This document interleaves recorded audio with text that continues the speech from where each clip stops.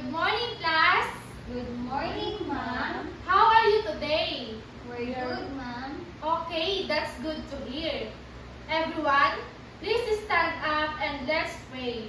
May I ask Edananda to lead our prayer for today? Okay, let us pray. I stand before you amidst the challenges and the complexities of life. At times, my future feels uncertain and distant. Grant me the vision to see the path you have set before me. Give me the courage to follow your way, so that through the gifts and talents you have bestowed upon me, I may bring your love and light to others. Guide my studies, my actions, and my relationships, that I may grow in wisdom, humility, and grace. I ask this through Jesus Christ, your Son, and my brother. Amen.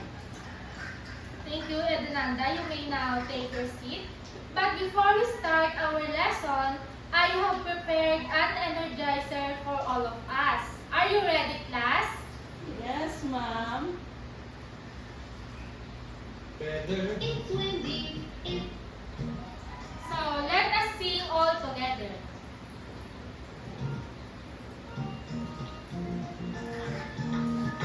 How's the weather? It's windy. It's windy. It's windy. How's the weather? It's windy.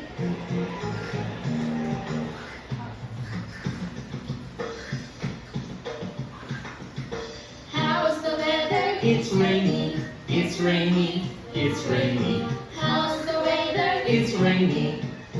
Oh no.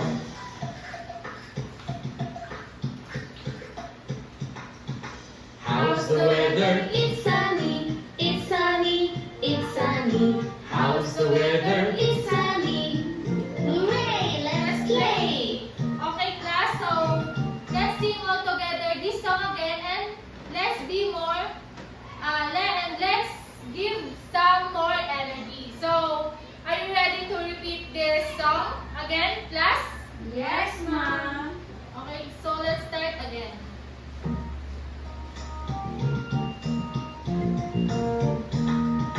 How's the weather? It's windy. It's windy. It's windy. How's the weather? It's windy.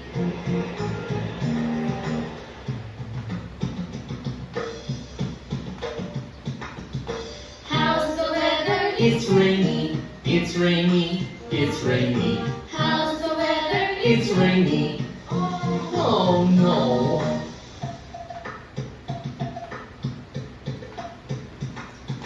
How's the weather? It's sunny. It's sunny. It's sunny. How's the weather? It's sunny. Hooray! Let's play. Okay, class. So, did you enjoy our energizer? Yes, ma'am. I hope you all do. You may take your seat and check under your table if you have trash and get it and put in the proper waste bin. So today, I will check your attendance first. So look at your seatmate if they are absent. So do we have absentees for today? None, ma'am. Okay, that's good to hear. So before we proceed to our discussion, I have here some pictures that you are going to observe. Are we clear, class? Yes, ma'am.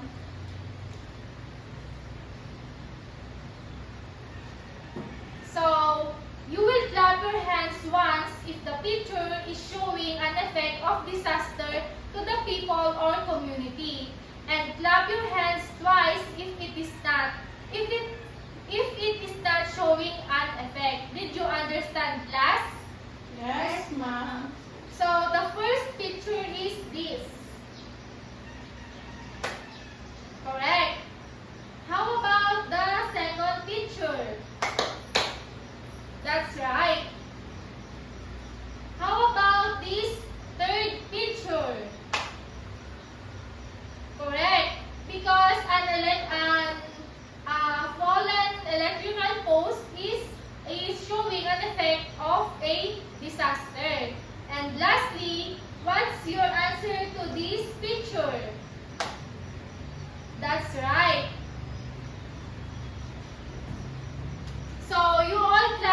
a great job. Give yourselves 3 big claps. So now, if you really listen to our last lesson, I have prepared here some exercises that you will need to answer. So, I have prepared various pictures and give me 2 claps if the picture shows before a typhoon. Wave your head to the right if it's during a typhoon, and wave your head to the left if it is after a typhoon. So, the first picture is this. What's your answer? Very good. So, preparing different emergency kit can be conducted before the disaster. How about this second picture? What's your answer, class? That's right. Your answer is during a disaster. How about the third picture? What is your answer? Correct. How about the last picture? What's your answer? Right. Correct. So now, I have prepared a simple diorama. So, I will be putting this diorama to other table so that we have enough space. So, okay class, I need 2 student volunteers and come here in front of the table. So, these are the materials. A electric fan,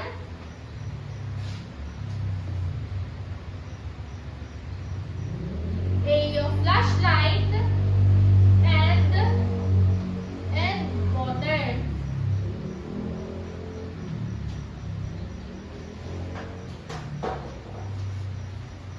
Wait a minute, class. I will get the water first. Okay, so Nina, you will be the one who will pour the water in our diorama. Did you understand? Okay. How about this, ma'am? What will I do? Let's wait, Nina, and I will. I will pour it on the diorama. Yes. So, Edananda, please turn on your electric fan and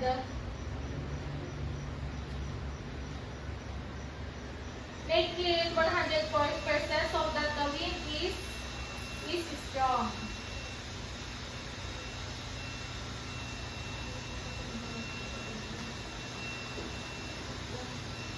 Okay, so there were many plants to wind when the wind is strong. How about the flashlight? Okay, so you may now take your seat, class.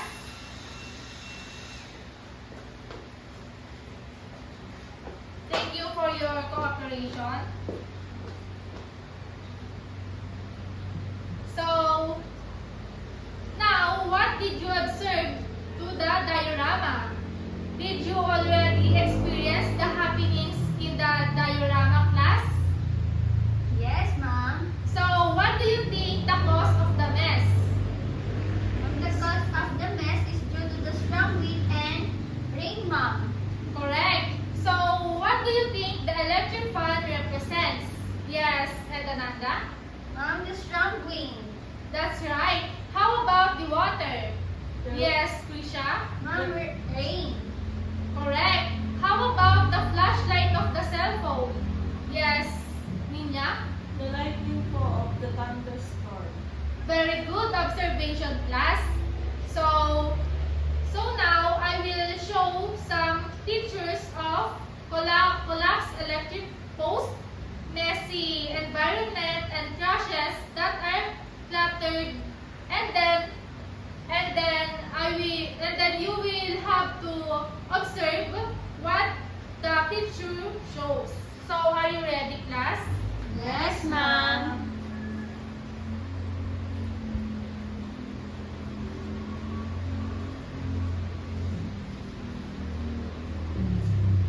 So, wait a minute, class, because I am finding the pictures. Okay, ma'am. Okay. So, look closely at these pictures. This is the first picture, the second picture, and the last picture. So, now I have some questions. Have you ever experienced these things? Yes, ma'am. So, how did you feel when it happened? Yes, Edananda? Mom, we feel scared.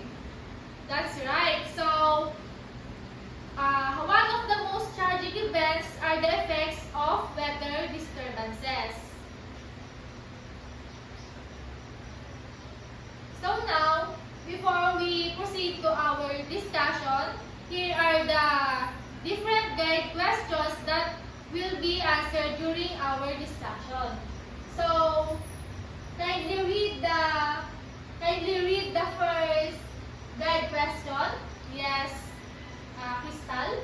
What are the different weather disturbances occur in the Philippines?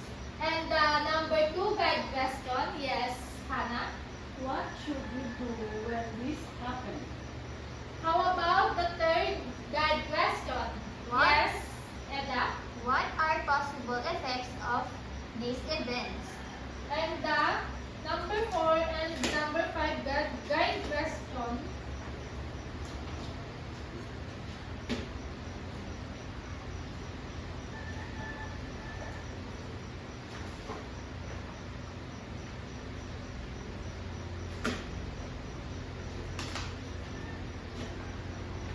Wait a minute, class, because I will pasting the number 4 and number 5 guide question.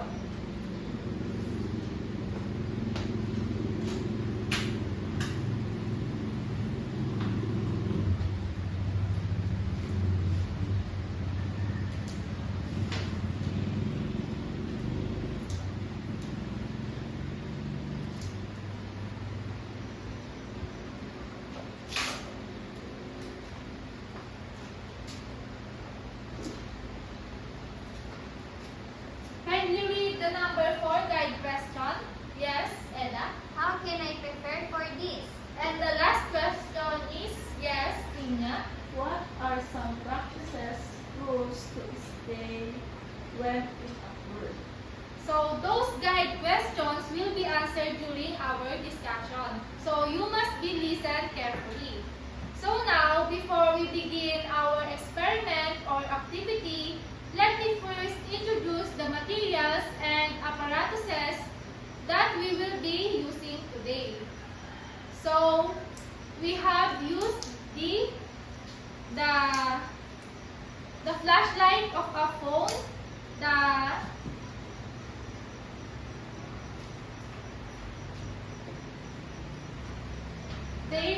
turbo fan, the diorama, and the water. So those materials were very necessary in order for us to complete the activity. So now the following are the different practice rules when weather disturbances occur. So kindly read it, Gladys.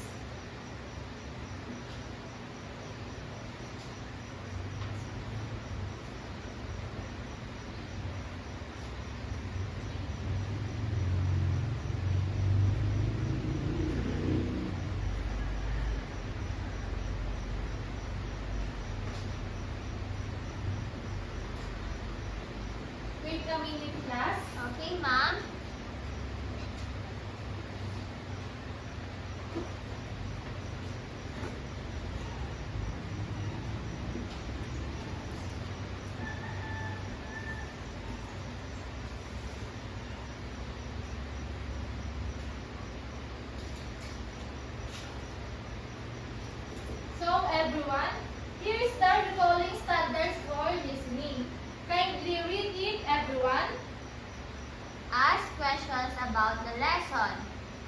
Participate in the activities. Have discussion among fellow classmates. And lastly, Lastly, listen carefully while discussing. thank you for reading. You may now take your seat, class. So now it's your turn. You will be divided into small groups. So each group will receive a prompt related to our lesson. So all you have to do is to design an emergency kit and there are random things inside this box. So each group will pick the things that are needed when weather disturbances occurs and put and ready it in your emergency kit. So after 10 minutes, we will come back together and share what you have discovered or created. So this is the materials for group 1.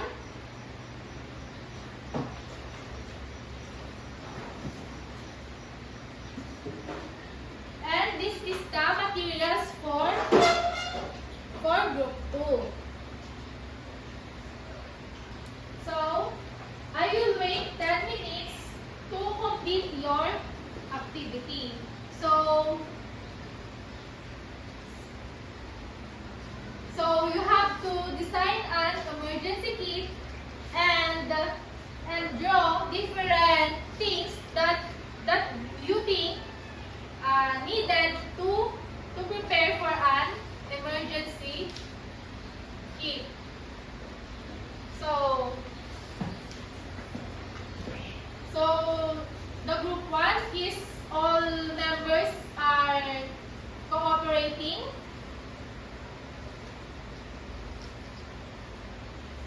Yes, ma'am. Okay, so how about the group 2? Is all members are cooperating to do your own emergency kit? Yes, ma'am. Okay.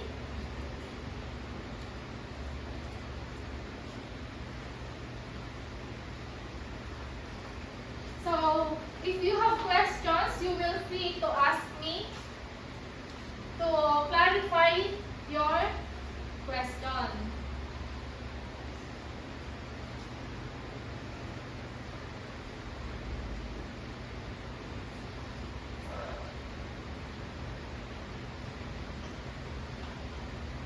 So class, do it your activity silently.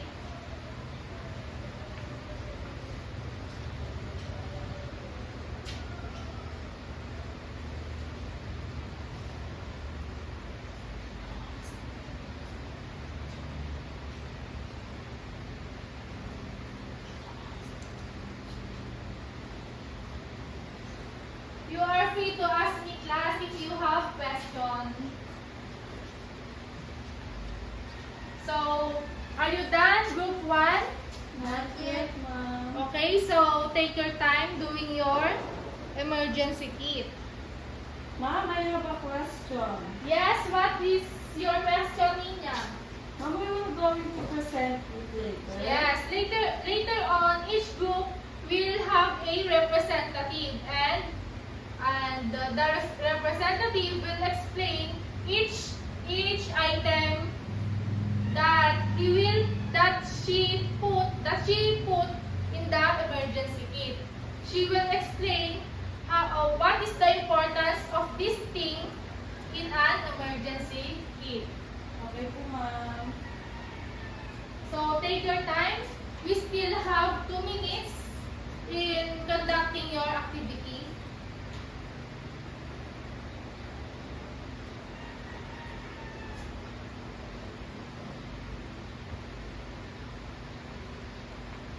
May I see your work? Group 1? Wow, that's nice.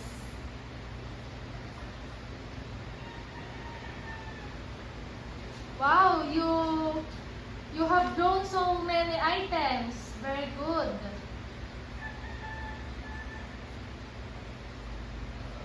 You may use your different colored pencils to color Yes, your ma'am. drawing. Yes, ma'am. Ma'am, can I borrow your colors. Okay, so wait a minute and I will give you some colored pens.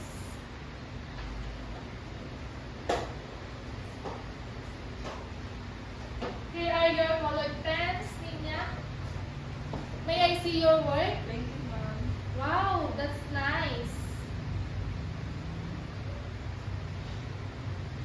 So, are you done, class? Not yet, ma'am. Ma'am, I have question. What is your question, Nina? Ma'am, we will going to write explanation each one of these. No, you will explain your answer verbally in front of the whole class. Did you understand? Yes, ma'am. So, I think all groups are ready to present your work. So, may I have the representative of Group 1, who is Tina. So, what are the things you put inside your emergency kit? Here are our emergency kit, and this includes items like battery. It is used to maintain communication, safety, and comfort when power storage are common. The next one is clothes to maintain comfort and hygiene and preparedness.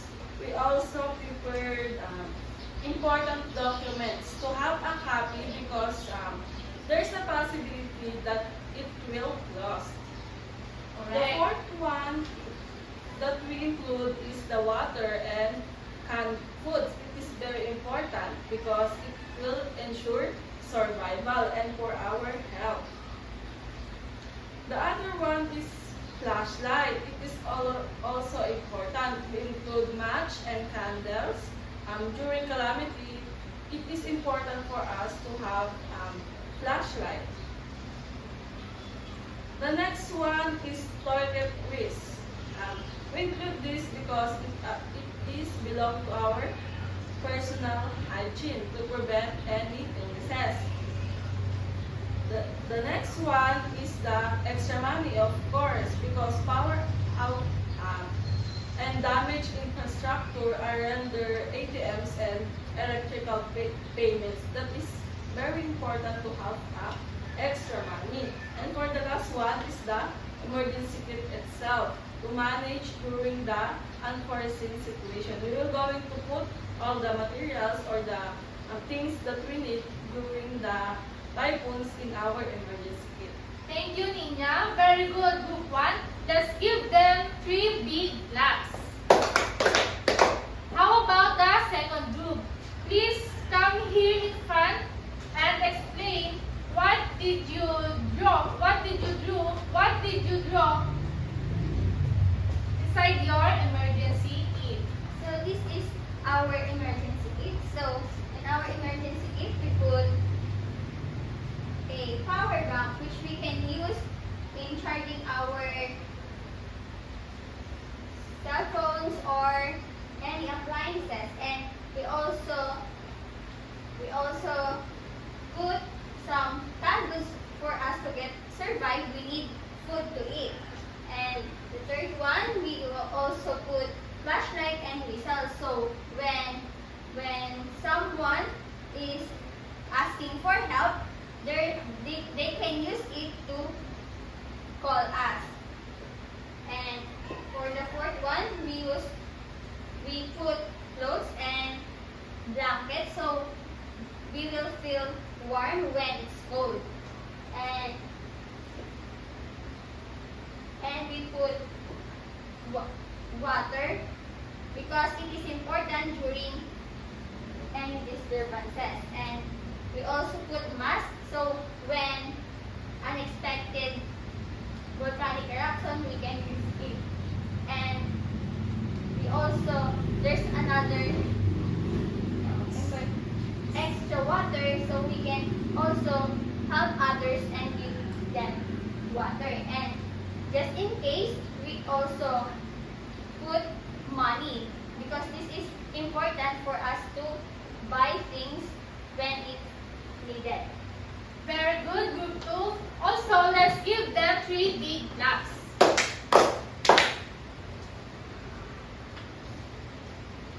So our lesson for today is all about weather disturbances.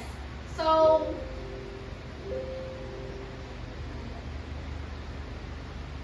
what is our lesson for today? Everyone? Weather disturbances. So there are different weather disturbances in our country which may pose to danger to human, plants, and animals. So the Philippines experience an average of 20 typhoons a year, and being surrounded by different bodies of water makes us prone to experience some weather disturbances. So a typhoon is just one of the many weather disturbances we are experiencing. It brings heavy rains, floods, and landslide. So, can you name other weather disturbances? How can we reduce the hazards they bring? Okay, so those matter will be talked later. So, in the past 10 years, there have been numerous destructive storms that have passed the Philippines. So, we experienced storms that have passed in the Philippines. So, we experienced storms that brought us heavy rainfall and strong winds, and those storms destroyed many things and even caused the death of some people. So now, do you have an idea how these storms happen? Okay, so that is okay. So now, look at the sky. Can you tell what the weather is? It's rainy, Mom. That's right. The weather for today is rainy day. So, weather is the condition of the atmosphere at a short period of time. The different factors that affect weather include air temperature, air pressure, humidity, clouds, wind speed, and direction. So, weather disturbances refer to any disruption of the atmosphere's stable condition. So, examples of weather disturbances are hurricane, cyclone, typhoon, tornado, and thunderstorms. So, and also weather disturbances are sometimes referred to as natural disasters, as they are capable of creating damage and destruction to lives and properties in wide areas. So, in the regions, these weather disturbances are called cyclones. So, do you have an idea about tropical cyclone, class? Yes, Ninya? Yes? Mom, it lies on where the storm occurs. An example of this typhoon is Yolanda. Mom. That's right. So, a tropical cyclone is rapidly rotating weather disturbances that is generated over warm oceans. It is characterized by low atmospheric pressure, which causes warm air and water vapor to rise, generating strong winds and heavy precipitation. So, to summarize,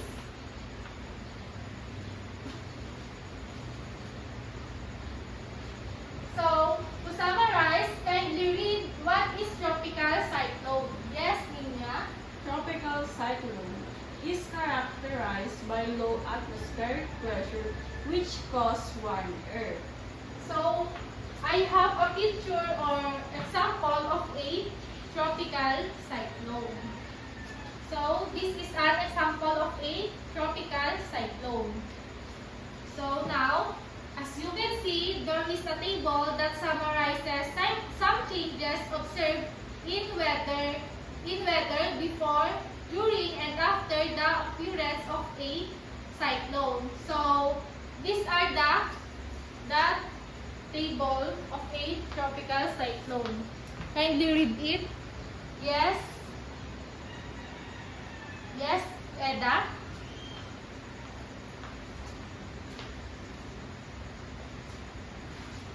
Before, high clouds in the sky, dry and cold air, high relative humidity, scattered rain showers, gentle winds.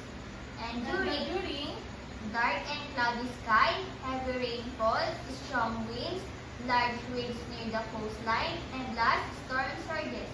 How about the after? For the after, visible sun, clear sky, scattered rain showers, flooded areas, and destroyed properties. So, other types of weather disturbances is a thunderstorm. So, what do you feel when there's a thunderstorm strikes? I'm scared, ma'am. Okay, so most thunderstorms occur in the afternoon and evening. This may last from 30 minutes to 1 hour. Thunderstorms are accompanied by thunder and lightning. Thunderstorms last just for a few minutes or hours in comparison with other disturbances, but they can cause extensive damage to both properties and lives of people. So, a flashlight sometimes occurs after a strong rain. So, to summarize, kindly read what is a thunderstorm. Yes, Krisha? Thunderstorm is a violent and associated with thunder, lightning, and strong wind. Thank you for reading. So, this picture is an example of a thunderstorm. As you can see, there are dark clouds and there are lightning strikes. So, how does thunderstorm develop? Do you have an idea? Yes, Charlie? When warm, moist, and air rises into the cold air. Correct. So, do you have an idea what is lightning? Yes, Gladys? It's an electrical discharge. Very good. So, all of your answers are correct. So, now, let's proceed to the last part of our discussion, which is the other weather disturbances.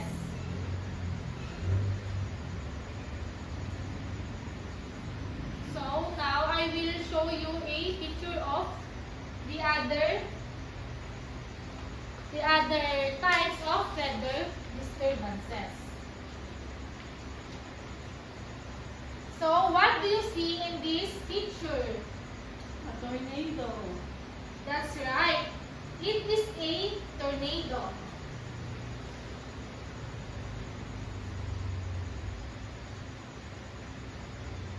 So, to know what is a tornado, kindly read the definition of it. Tornado is like a huge funnel within the atmosphere. Thank you for reading. So, a tornado is like a huge funnel within the atmosphere. So, as you can see, the shape of a tornado is like a huge funnel. So, are we clear? Yes, ma'am. Okay, so it usually a tornado usually starts with a kind of rotating thunderstorm called a supercell. So now, what do you think the importance of knowing the effects of different weather disturbances? Yes, Risha? By understanding the effects of it, people can take steps to protect themselves and their belongings. Correct. So now, to lessen the effects of weather disturbances to us and to the environment, there are some different practices rules. So, here are some different practices rules. Kindly read it.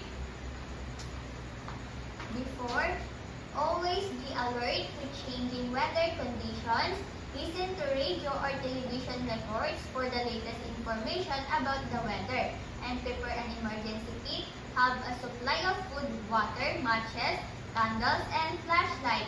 And for during, we should listen to the local news and stay indoors, outside your home, seek shelter immediately. And for after, we should check our surroundings for any damaged electrical wirings, check our house for any repairs that need to be done, and clean our surroundings to prevent sickness and accidents.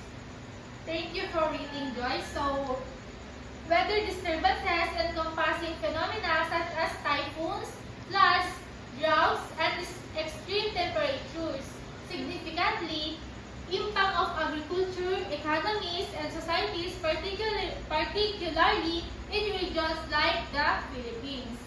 So now, if you truly understand our lesson for today, what was our topic all about?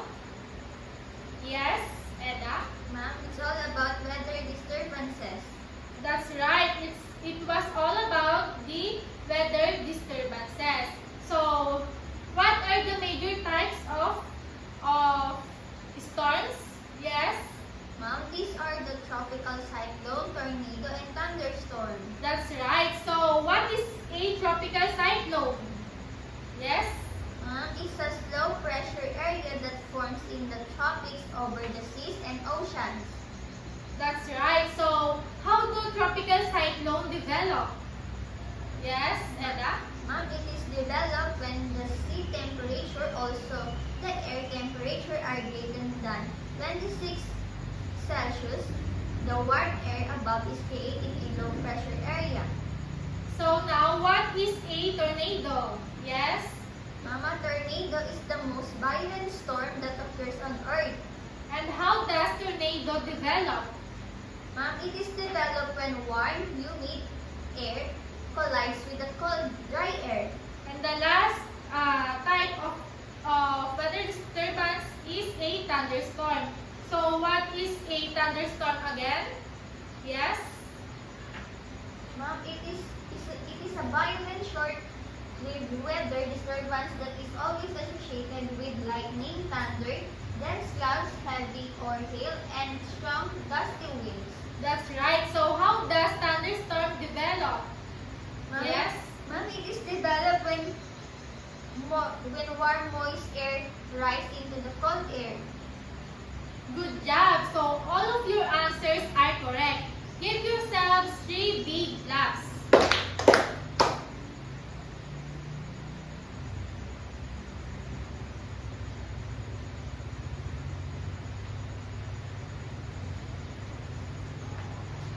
So now, wait a minute, class. Hey, Ma'am. So now, let's apply what you have learned in our lesson. So,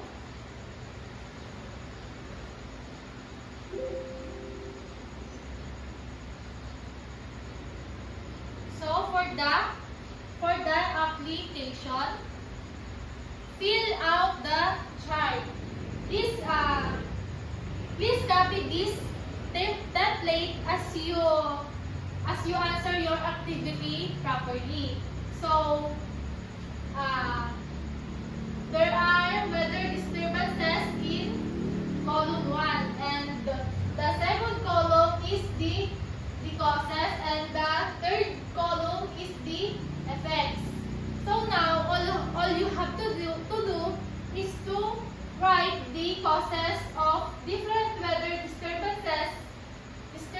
disturbances occur in our country. So, are you ready, class? Yes, Ma'am. So, please get your activity notebook to copy and answer this activity. So, I will give you only 3 minutes to answer this activity.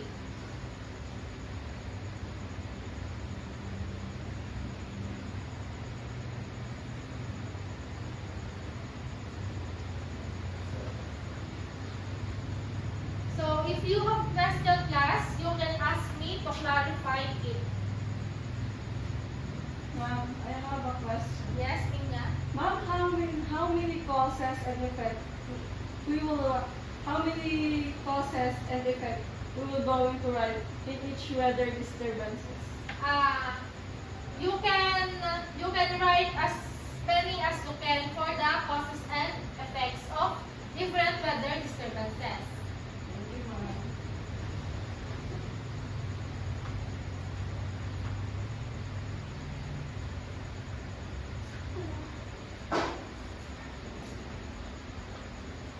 So please copy this template to answer your activity properly.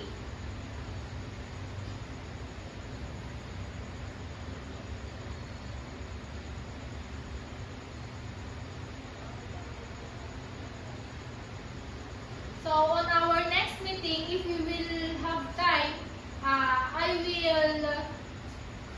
will choose different students to explain or to share their answers in front of the class so that your fellow classmates will know what did you answer to this activity.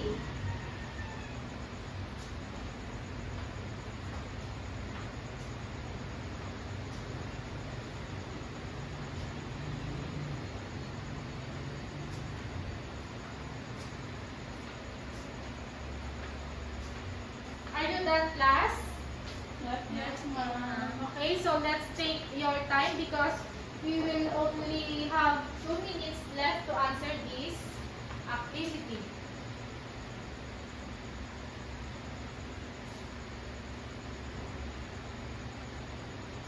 So this activity can measure yourselves if you truly understand our lesson for today.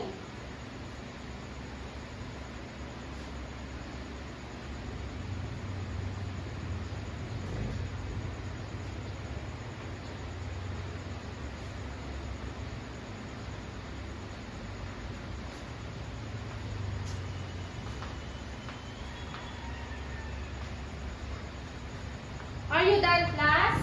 Yes, ma'am. Okay, so please pass your papers in front. Okay, so now let's proceed to the evaluation. So for the direction of our evaluation, kindly read first the direction. Everyone. Read and answer the following questions carefully.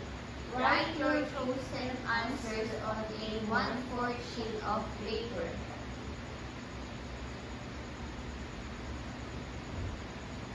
So here is the copy of the questions. You will put your answers in the space provided.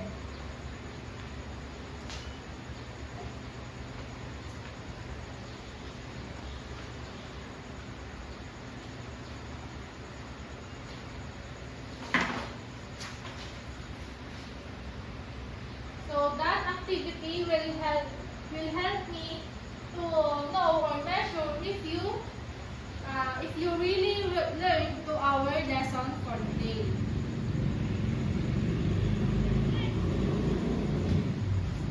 Are you done, class? Not yet, ma'am. Okay, so let's take your time.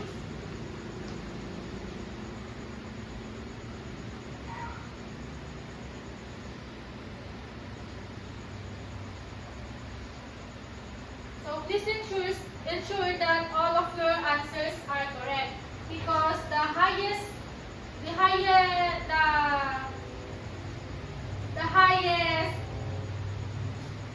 student that will get the highest score will be rewarded for our next meeting. So are you done, class? Yes, ma'am. Please pass your papers in front.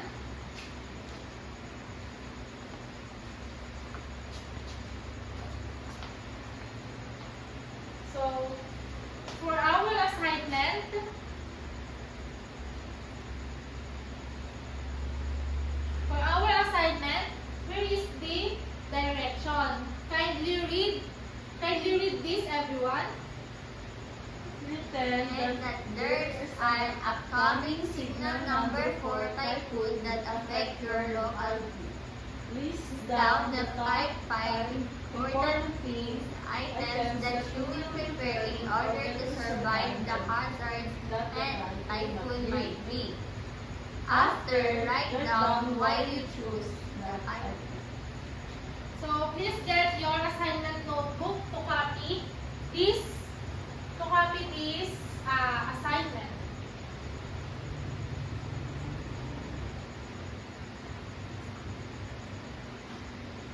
So are you done, class? not yet, Not yet, ma'am. ma'am. Okay, so please copy the whole direction in your assignment notebook.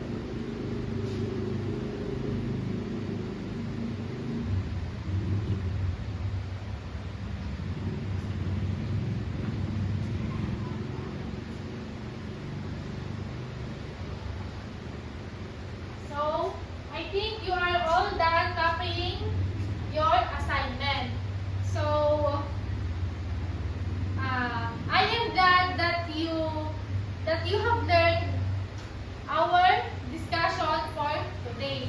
So, pack up all of your things because we will be go home now. So, goodbye class. I hope you have learned something today. Goodbye,